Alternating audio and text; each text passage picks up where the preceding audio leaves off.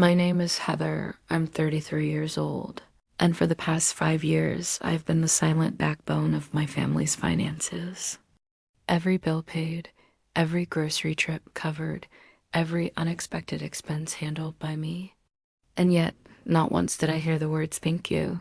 That truth came crashing down at our annual family barbecue last weekend. Plates clattered, laughter filled the air, and then my stepmother turned her attention to me. With a mocking grin, she sneered, "You're nothing but dead weight. Pay up or get out." The words hit like a slap, and instead of defending me, everyone around the table roared with laughter as if my humiliation was the evening's entertainment. They didn't realize I had been preparing for this moment. I had already built my escape plan brick by brick, quietly and patiently. The very next morning, I was gone.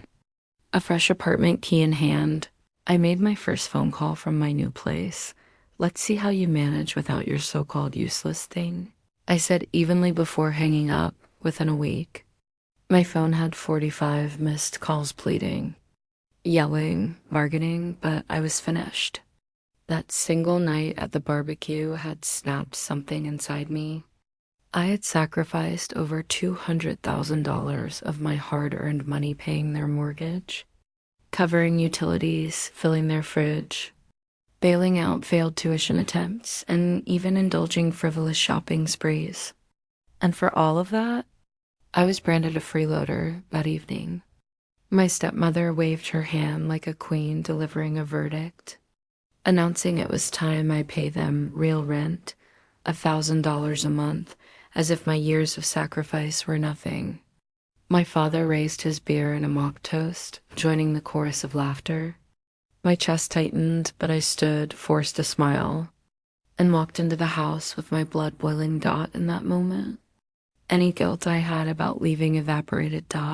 What they didn't know was that I had been preparing. I had built my career from scratch in the marketing industry, working brutal late nights and tackling high-pressure film campaigns in Los Angeles.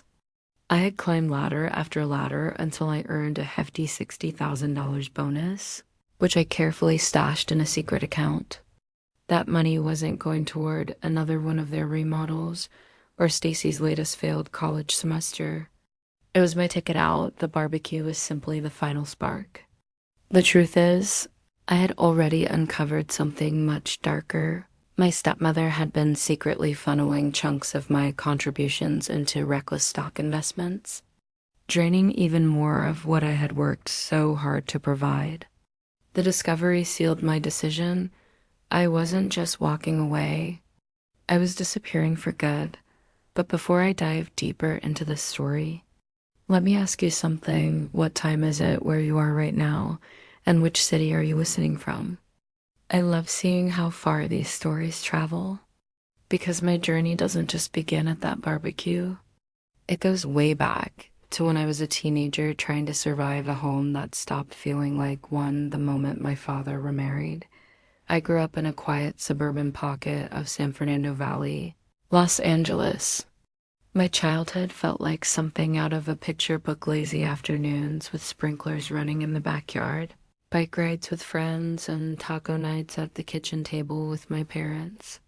Back then, life seemed steady, warm, and uncomplicated. But at 16, that all came undone. My parents' marriage collapsed, and my mother, Pamela, left for the Bay Area after a messy divorce. Suddenly, it was just me and my dad, Timothy Brooks, navigating the silence in our once bustling home. Dad worked as a sales manager for a film equipment company. He wasn't wealthy, but he earned enough to keep us comfortable. I threw myself into schoolwork, clinging to academics as a lifeline. My dream was clear. I wanted to study marketing and one day build campaigns for movies, the kind of work that could light up a billboard or trend across the city. But that fragile sense of stability shattered a year later when Dad met Lori at a conference. She was 12 years younger, a sales rep with an eye for designer handbags and an appetite for fine dining. Their whirlwind romance lasted barely 6 months before they married, and overnight, Our home became unrecognizable. Lori wasn't just another person in the house, she was a force. With her came two daughters from her previous marriage, Stacy, 21, and Megan, 19. They stormed into our quiet lives like a reality show cast, all noise, chaos, and endless demands for new clothes, gadgets, and attention. I paid the price almost immediately. My bedroom, the one I decorated with posters and fairy lights, was taken from me so Stacy and Megan could share it. I was relocated to the cramped guest room, my belongings shoved into boxes and stacked against the wall. Family dinners changed too. My mom's casseroles and home-cooked meals were replaced with overpriced takeout from trendy West Hollywood restaurants. Vacations weren't simple road trips anymore. They became luxury escapes to Sabao or remodeling projects for kitchens we didn't need. Dad, smitten and eager to keep his new wife happy, signed off on everything leases for flashy SUVs, a boat we used once, and endless home upgrades. Slowly, I could see our once stable finances starting to wobble, but he ignored the warning signs. As the oldest, I'd always felt a sense of responsibility, helping with chores and trying to keep the household steady. But now, that responsibility became a burden. Stacy and Megan treated the house like their personal playground, dishes piled high, music blasting at midnight while Lori looked the other way. She praised Stacy's half-hearted yoga instructor gig like it was a golden achievement, while my straight-A report cards got little more than a distracted shrug. The sting came not just from being overlooked, but from the whispers. I overheard Lori making sly comments to Dad. "She's too uptight. She just doesn't fit with us." Those words burned, but I pushed them aside, focusing instead on my college applications. Eventually, I earned a scholarship to UCLA and majored in marketing. That was my escape hatch. Those years were bliss compared to home. I had dorm life, a part-time job at a campus coffee shop, and lectures that fed my passion for brand strategy. For the first time in years, I felt like I could breathe. After graduation, I landed a position at a small ad agency downtown, designing campaigns for indie films. The pay was modest, but the work gave me purpose. Sharing a tiny Silver Lake apartment with roommates, I built a life of my own. But back home, things were unraveling faster than I could have imagined. Life in Los Angeles was just starting to make sense for me. I had a degree in marketing, a job at a mid-sized ad agency, and a modest but freeing routine with my roommates. For the first time in years, I was building something for myself. But everything shifted with one phone call. It was Dad. His voice was heavy, almost broken. He confessed that things had gone south badly. His company had lost a major client, and they were slipping behind on the mortgage. Utilities were on the verge of being shut off.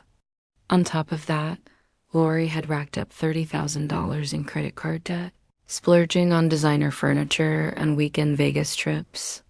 Foreclosure loomed over them like a storm. "Just a few months," he pleaded. "Just until I can get back on my feet." How could I say no? This was my father, the man who taught me to ride a bike, cheered at my debate tournaments, and stayed up late helping me with homework. I told myself I'd help for 3 months. That was my first mistake. At 23, fresh out of UCLA, I left my Silver Lake apartment and moved back into the cramped guest room of my childhood home. My salary at the ad agency wasn't huge, around $55,000 a year, but I figured I could juggle my bills while helping Dad. At first, it seemed manageable. I chipped in for groceries, paid part of the utilities, maybe $300 a month. Dad thanked me every time, promising it was temporary. But temporary stretched into 6 months, then a year. Soon, I wasn't just helping with groceries, I was covering the $2,000 mortgage because Dad's company still hadn't recovered. Meanwhile, Lori's habits didn't slow down. She came home with new designer sunglasses or planned spa weekends with Stacy and Megan. Dad, ever the peacemaker, stayed quiet dot to keep up. I worked longer hours, taking on extra projects at the agency. I'd design ad mock-ups late into the night, fueled by coffee and desperation. By the second year, I was paying all the bills, mortgage, utilities, internet, even car insurance for the luxury SUV Lori had insisted we needed. It added up to more than $3,000 every month, draining my savings and tying my entire income to a household that wasn't mine. Stacy and Megan were no better. Stacy, then 23, floated in and out of community college, dropping courses as often as she changed hairstyles. Megan, at 21, treated shopping as a full-time career. They came to me constantly with sob stories. Stacy needed $500 for textbooks she never bought. Megan begged for money to fund a Miami spring break trip. Against my better judgment, I gave in believing it would keep the peace. Dad's gratitude came in tired nods. Lori, however, acted as if my contributions were pocket change. She'd smirk and call me the responsible one, as if it were a curse, while endlessly praising Stacy's half-hearted yoga classes or Megan's Instagram selfies. My job was the only place I felt valued. At the agency, I was building a reputation for creative campaigns, pitching bold strategies that caught my boss's attention. But back at home, my achievements were invisible. The resentment grew quietly, heavy like cement setting around my chest. I'd come home exhausted from work, only to see Lori's new leather couch or Stacy's designer sneakers purchases made possible because I was footing the bills. My own dreams were stuck on hold while theirs thrived on my dime. Deep down, I started keeping records, not just for taxes, but for survival. Every mortgage payment, every utility bill, every dollar handed to Stacy and Megan was logged. Over time, the numbers climbed higher and higher. By the 5-year mark, I had shelled out over $200,000, and yet, in that very house, I was still treated as if I were living there for free. 3 years into this endless cycle, I was barely hanging on at home but at work. My career was taking off. I had thrown myself into every project, building a reputation as the go-to person for clever, attention-grabbing campaigns. My boss, Douglas, noticed. One of my projects, a viral campaign for an indie film that later premiered at Sundance, pulled in millions of views. For the first time, I wasn't just part of the team. I was leading. Douglas pulled me aside one afternoon. "Heather," he said, "you've got a real instinct for this. I want you to head up a new project for a major studio." The work was grueling late nights, weekend calls, endless revisions on trailers and taglines. But it was exhilarating. I poured myself into it, determined to make it a success. And when the campaign launched, it was a hit. 10 million views in a single week. Studio executives were thrilled, and Douglas made sure my name was mentioned in their praise. The reward? A performance bonus of $60,000, the biggest paycheck I'd ever seen. This time, though, I didn't breathe a word to my family in the past. Anytime I'd mentioned a raise or a small bonus, Lori had found a family need. A new backyard pergola. Another retreat for Stacy, tuition money for Megan's next fresh start. I had learned the hard way that my success was simply an ATM code in their eyes. So instead, I quietly opened a new account at a different bank branch, away from any accounts tied to the household, and funneled most of that bonus there. Slowly, I began diverting extra portions of my paycheck into the same account. For the first time, I had money that was truly mine. Around that same time, while sorting through statements for tax season, I stumbled onto something that lit a fire in me. Buried in the paperwork were large transfers to a brokerage firm. They weren't Dad's doing. He barely understood stocks. No, It was Lori siphoning away thousands of my contributions into risky tech investments that tanked almost immediately. She had blown nearly $20,000 in less than 6 months, all money I had worked overtime to earn. When I confronted her, she brushed it off with a laugh. "It's for the family's future, Heather. Don't be so uptight." That was the moment my perspective changed. Lori wasn't just careless, she was reckless. She was gambling with my sacrifices while sneering at me for not contributing fairly. At work, Douglas began to notice my exhaustion. One day, after a client meeting, he sat me down. "Heather, you're thriving here, but outside these walls, you look drained. What's going on?" I hesitated, but eventually told him the basics 5 years of paying for everything while being mocked as if I lived there rent-free. He leaned back, his expression grim. "Heather, that's not support. That's financial abuse. You're not their daughter in this dynamic, you're their bank." His words landed harder than I expected. Financial abuse. That's exactly what it was. Douglas encouraged me to set boundaries and even connected me with a lawyer friend to talk about my options. That conversation sparked something I hadn't felt in years, the possibility of freedom. Quietly, I started making moves. A colleague recommended a realtor named Judy who specialized in discreet first-time buyer deals. I met with her during lunch breaks, touring modest properties in Pasadena. I didn't want a mansion, just a place of my own where no one could knock on my door demanding money at night.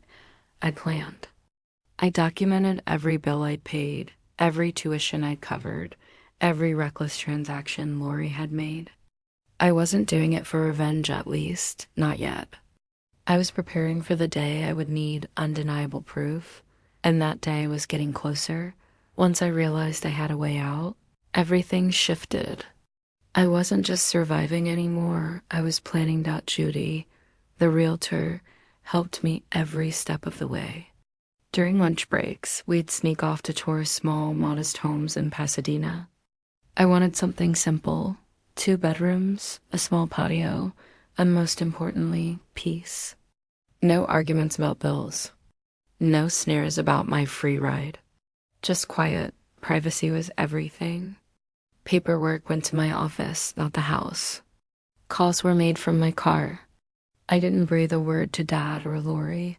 My credit score, thankfully, was strong. I had paid off my student loans early, despite all the money I'd been pouring into the household. That gave me the leverage I needed to secure financing without raising suspicion. But even with the practical steps underway, the emotional weight was heavy. At night, I'd lie awake in that cramped guest room, torn between guilt and anticipation. Part of me felt like I was abandoning my father, but Douglas's words echoed in my mind. Family shouldn't drain you dry. So I pushed forward. I began moving small things out in secret books, clothes, photo albums stashed neatly in my car trunk. Piece by piece, my life was disappearing from that house without anyone noticing. I scheduled movers for the morning after our annual family barbecue, knowing the event would provide perfect cover. Everyone would be distracted, buzzing with guests and chatter, leaving me free to make my quiet exit. Meanwhile, I kept meticulous records. Every payment, every utility bill, every dollar thrown at Stacy's tuition or Megan's shopping binges. I even collected proof of Lori's reckless stock trading, screenshots of the brokerage statements, where my sacrifices had gone up in smoke. It wasn't about spite, it was about protecting myself. If they tried to twist the narrative later, I'd have the truth, line by line, to stand on. I also started leaning on Douglas more. I didn't tell him every detail, but enough. He knew I was building my escape plan. If things get messy, he told me, I'll have your back. That reassurance gave me courage. Still, the house itself grew unbearable. Stacy came asking for another loan. Lori dropped hints about wanting a new home theater system. Megan sulked about a trip she couldn't afford. Dad stayed silent, pretending not to notice. Every ask felt like another shove toward the edge. The closer the barbecue got, the clearer it became. This was going to be the breaking point. The moment everything spilled out in the open. And for once, I wasn't afraid of that moment because this time I was ready. The annual family barbecue had always been my dad's favorite tradition. For him, it was a chance to show the world that we were a normal, happy family, even when the cracks ran deep. That year, he went all out tables draped in checkered cloths, string lights wrapped around the trees, and a rented grill that looked more like restaurant equipment than something for a backyard. Cookout. I paid for nearly everything, the ribs, the side dishes, the desserts, even down to the last case of soda. Lori? She splurged on overpriced floral centerpieces and strutted around as if she had organized the entire event. Stacy and Megan barely lifted a finger hanging a few lights. Before disappearing to get ready for the guest stop by 2 p.m., our backyard was buzzing with 30 people. Dad's colleagues from work, relatives I hadn't seen in years, Lori's friends who treated me like the help. I was running around like a one-woman catering service grilling, serving drinks, entertaining kids, while guests kept asking the same question. So Heather, why are you still living at home at 33? Around 4 o'clock, I slipped inside to answer an urgent work email from Douglas about Monday's pitch. I thought I'd earned a small breather, but when I returned outside, I caught Lori's friend Mara whispering, "You're too generous letting her stay rent-free." I'd never let my kids do that. My stomach tightened, but I bit my tongue, carrying out a salad bowl. That's when the moment came. Everyone was seated, plates piled high, drinks in hand. Dad's colleague Todd raised his glass, smiling warmly at me. "I heard about your latest campaign, 10 million views already. Heather's really killing it at work." For the first time that day, I felt seen. But before I could respond, Lori cut me off with a laugh. "Oh, she's always at that office. We barely see her anymore. She's practically married to her computer." The table erupted in laughter. My cheeks burned, but I forced a smile. Christy, Todd's wife, tried to redirect the conversation. "Didn't Heather just get a promotion?" Lori leaned forward, her smirk sharp. "Promotion or not, it's time she started paying her way properly. $1,000 a month sounds fair, don't you think?" Dad raised his beer in a mock toast. "That's right, pay up or get out, kiddo." The laughter grew louder.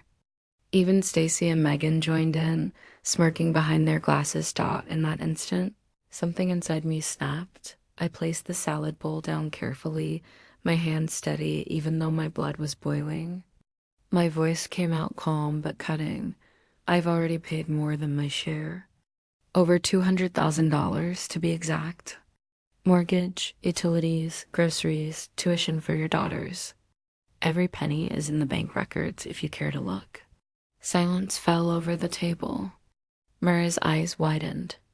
Christy looked away. Even Dad froze, his smile faltering for the first time. Lori scoffed, trying to regain control, but I saw the flicker of doubt in Dad's face. I didn't wait for anyone's response.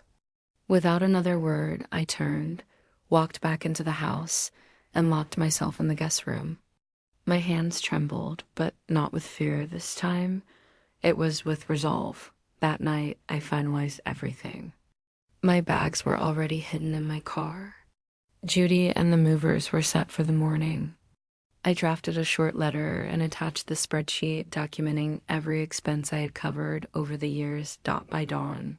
I stripped the guest bed, wiped down the surfaces, and left the room bare.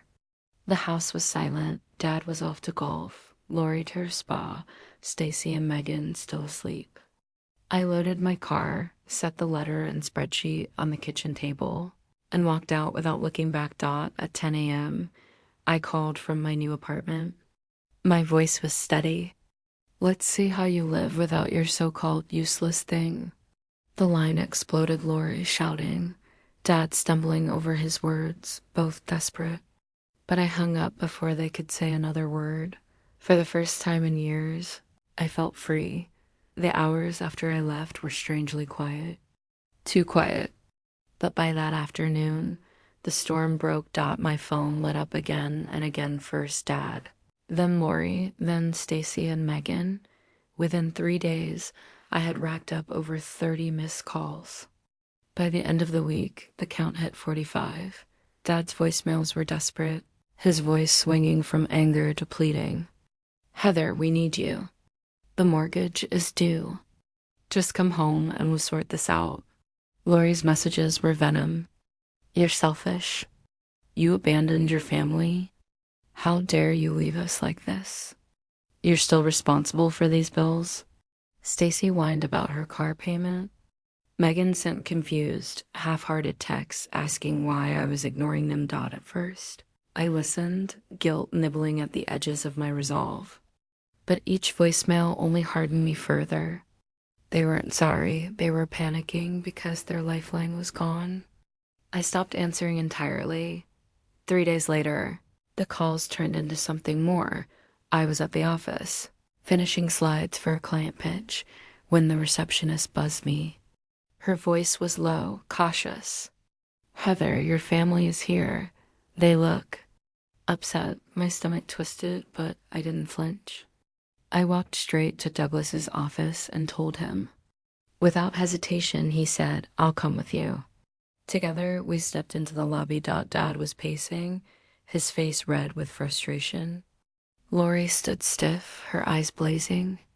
Stacy and Megan lingered behind, awkward but expectant. Heads turned as voices rose. Dad was the first to speak, his voice loud enough to draw stares. What the hell, Heather? You can't just walk out like this. Lori jumped in, her tone sharp. The mortgage is due Friday, and Megan's tuition is late. You can't abandon us. Douglas raised a hand, his calm voice cutting through the chaos. This is Heather's workplace. Let's take this conversation somewhere private. He ushered us into a small conference room. He didn't leave until I nodded that I was all right. Inside, I finally laid it all out. For the past 5 years, I've paid over $200,000 to keep that house running mortgage, utilities, groceries, even Stacy's and Megan's expenses. And in return, I was mocked in front of 30 people. I'm done. Dad blinked, stunned. That can't be right. I slid the spreadsheet across the table. It's every transaction. Check for yourself. Lori snapped. You don't get to cut us off. You owe us. I met her glare head on. No, I don't. You called me useless while draining me dry. I'm not your bank, and I'm not coming back. For once, Stacy had nothing to say. Megan just stared at the floor. Dad's voice softened. We're family, Heather. I stood, gathering my things. Family doesn't treat each other like this. And with that, I walked out. Over the next few days, the calls didn't stop, but I didn't answer. By the end of the week, I blocked every number. Their voices faded into silence, and for the first time in years, peace filled the space they used to occupy. The week after I walked out was chaos for them. But peace for me. Their calls kept coming until I blocked every number. Dad's messages grew frantic, his voice cracking as he begged me to help with the mortgage. Lori's voicemails dripped with venom, blaming me for abandoning them and demanding I pay the electric bill. Stacy whined about her car loan, while Megan sounded lost, asking how she'd cover her summer classes, but I didn't answer. Not once. Meanwhile, back in San Fernando Valley, reality finally caught up with them. Without my money, the entire house of cards they built began to crumble. Dad, desperate to keep the roof over their heads, dipped into his retirement savings to cover the mortgage. It bruised his pride, but there was no other choice. Lori, who hadn't worked in years, took a part-time job at a boutique in West Hollywood. Her designer heels suddenly swapped for name tags and long shifts. She hated every minute. Stacy, without my steady loans, dropped out of community college. She picked up shifts at a coffee shop just to pay her phone bill. Megan, who had once treated shopping as a career, was reduced to borrowing clothes from friends to keep up appearances. I didn't gloat, but I also didn't care. Aunt Sherry filled me in during a quiet phone call one evening. "They're talking about selling the house," she said softly. "They can't afford it anymore." I just nodded, even though she couldn't see me.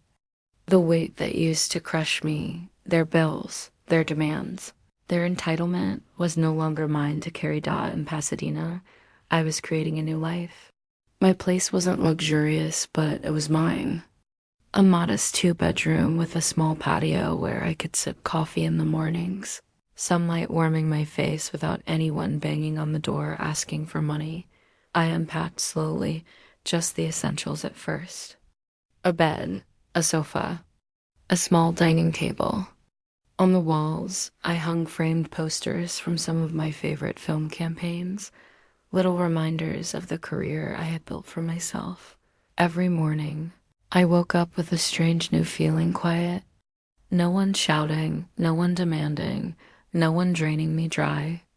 Just peace. At work, the change didn't go unnoticed. Douglas remarked on my energy, how I seemed lighter. Without the constant burden of carrying an entire household, I threw myself into projects with fresh creativity. Soon, our team landed another big studio contract, and within a month, I was promoted to senior marketing analyst with a salary bump that let me breathe even easier. For the first time in years, I started dating again. Dinners, movies, late night drives without the constant anxiety of whether my bank account would survive the next. Demand from home. The silence from my family was deafening. But I didn't miss it. I didn't miss the tension, the smirks, the endless bills. I had given them 5 years of my life, and all they had given me was laughter at my expense. Now, finally, my life was mine. Looking back now, I see everything with clearer eyes. For 5 years, I believed sacrifice equaled love. I told myself that being family meant giving, no matter the cost. But all along, my giving was never appreciated, it was expected. What Douglas said still rings in my ears. That's not family. That's financial abuse. He was right. I wasn't their daughter, their step-sibling, their partner in hard times. I was their ATM, their responsible one, the one they could drain without gratitude. When I finally walked away, I realized something important. Love isn't measured by how much money you hand over. Real family doesn't laugh while you're being humiliated or dismiss your sacrifices as pocket change. Real family doesn't demand more when you're already drowning. Family, or anyone who claims to love you, shouldn't break you. They should build you. Yes, I wish I had set boundaries sooner. I wish I had recognized the red flags, the way my achievements were ignored, the way my help was twisted into an obligation, the way every milestone I reached was met with another demand instead of pride. But regret isn't what defines me anymore. Freedom does. Walking away wasn't selfish, it was survival. It was choosing myself after years of being told I didn't matter. And for the first time since college, I can breathe without feeling guilty. So if you're listening to this and you're in a situation like mine, here's what I'll say. Pay attention to the patterns. Notice when gratitude is replaced by entitlement. Notice when your help is treated like a right. And when that moment comes, don't be afraid to walk away, because you deserve more than being someone's wallet. You deserve peace, dignity, and love that doesn't come with a price tag. I chose myself, and that choice gave me back my life. Thank you for staying with me through my story. If it resonates with you, please hit that like button, subscribe for more stories, and share your thoughts in the comments. Tell me, have you ever had to cut ties with people you love just to save yourself?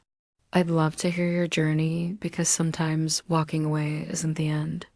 It's the beginning.